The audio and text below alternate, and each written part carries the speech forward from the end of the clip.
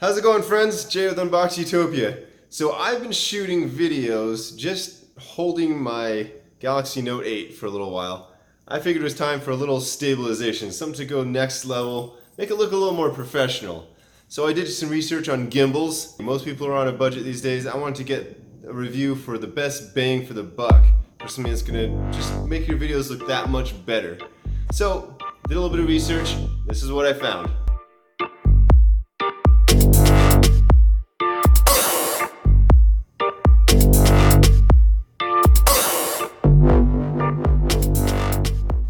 Okay folks, time for an unboxing. Very exciting. I am a sucker for quality packaging, as you may know. I do like the outer sleeve on a box, and I like simplicity inside.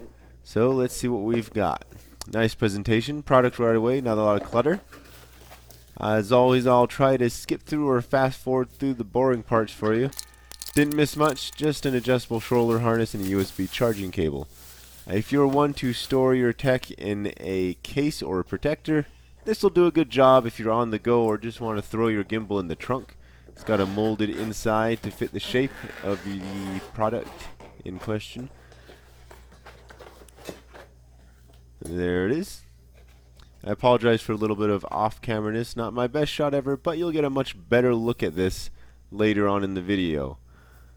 I'll show you a screenshot of the instruction manual, just a quickie on the button functions. There's not a lot to it, but there's a couple things you can do. And of course a side-by-side comparison. First, I'll show you without the gimbal with my Galaxy Note 8, then with the gimbal, and then a simultaneous side-by-side. Enjoy!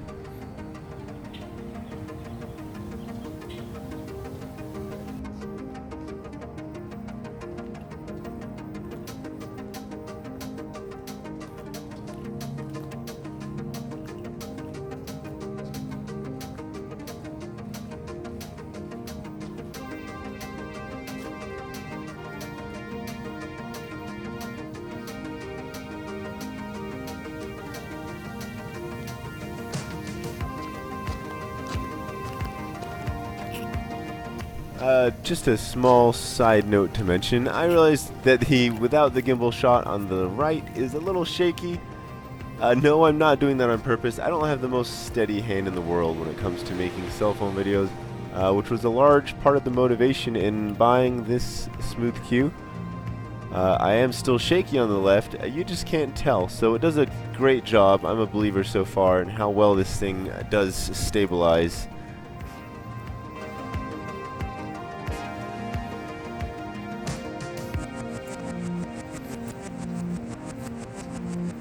And the skyline of the beautiful, lovely Las Vegas in the background on a nice winter's evening.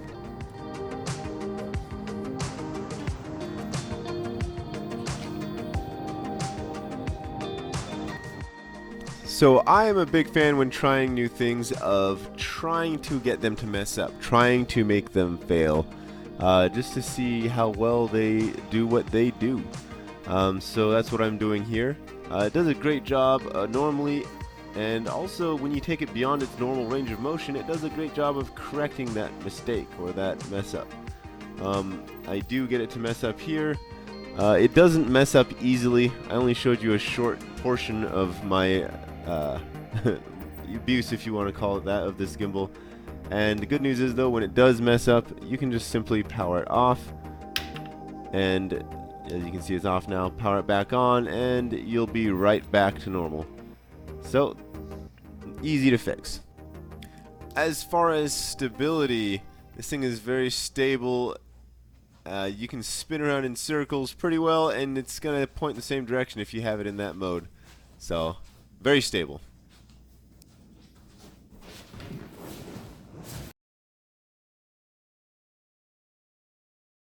Alright, up close and personal with this thing.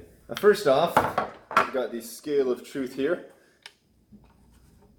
One important factor in all tech, in my opinion at least, is the weight and comfort of the thing.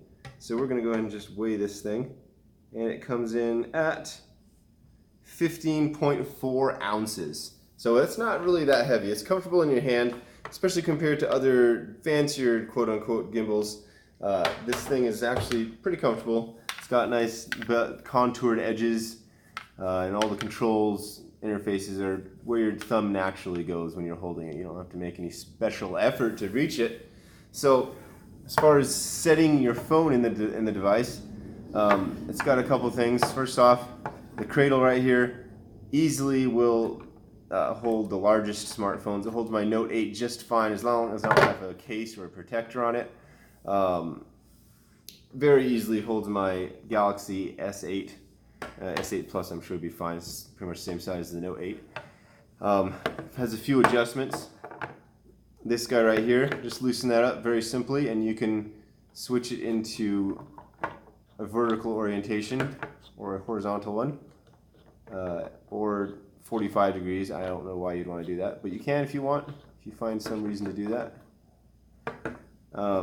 And then this arm here, there's a slide right here you can loosen with this set screw, and this is so you can accommodate different sizes of phones. So like for example the Note 8, as you can see, if you slide it out, it's going to shift the center of gravity this way and allow you to put a bigger phone in there. So large phones, you pretty much have to go all the way out. It almost balances right on its own. And smaller phones you can afford to go in, but it's really not that picky. You don't have to be that picky with it, as I'll show you in just a second. So I kind of just leave it all the way out. Now I'm going to go ahead and put my S8 into the cradle. You can see how easy and quick that was. And then just simply slide it all the way down to the bottom stop. And you can see it's just loose and floppy right now. Just press and hold for about 2 seconds. And there it is. It quickly finds its orientation. It's got a few different modes. Like right now you can see it tracks the direction of the handle. And you can see it's a little bit behind, but that's a good thing. That's because it's allowing itself to smoothly track the motion. If it was to just stay exactly with it, it wouldn't be smooth and it would sort of be self-defeating. So you want it to lag just a little bit so we can make that motion smooth. And then of course other orientations work just fine. And then press the mode button once, bloop, and now it just stays in one direction regardless of what the handle is doing. So that's for ultra stable. You can do this all day if you're pointing at an object that's far away. If you're out in the open outdoors, you can't even tell the thing's moving. You can be doing this and no one will know any different. Very cool, very stable. Something to point out that I like, well, first of all, this trackpad here, you can make manual adjustments with that as far as which way it's pointing. And as a side note, and don't quote me on this because maybe it's not so good for the motors, but I've been doing it with no consequence yet that I'm aware of. Out of just sheer laziness or efficiency, you can just manually adjust it. And as you see, it'll keep the new adjustment that you put there by hand. Same goes, say you want to look up a little bit, you can do that. Or you can just not be lazy, and as much effort as it takes to press this button, you could just do that. That's up to you. So that's it up close. A couple more things. Here's your charging port, standard USB, no Type-C, and a standard micro USB, I should say, and a standard full-size USB in the back, so you can plug it into your desktop and download updates and whatnot, which I have never done because it doesn't seem to make any difference. There is a companion app which I also don't use. Unfortunately, it looks promising, but it's got a pretty low rating on the App Store, and there's a good reason for that. I don't even bother. It doesn't really do much. And that's it up close. As always, Jay with Unbox Utopia, thank you so much for spending your time with me. I'd love to hear from you. Throw in a question or comment in the comments area below. And don't forget to subscribe. Until next time.